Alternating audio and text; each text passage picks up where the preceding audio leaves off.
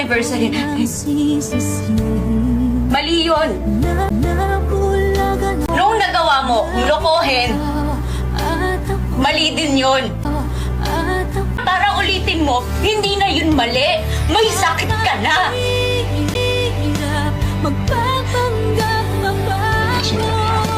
Ano ngayon kung lasing ako? Amoy na amoy ko lahat ng kasinungaling mo na nagkagaling dyan sa pitik mo.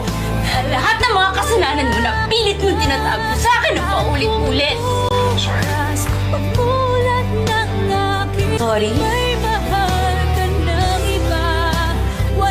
Sorry tapos ano?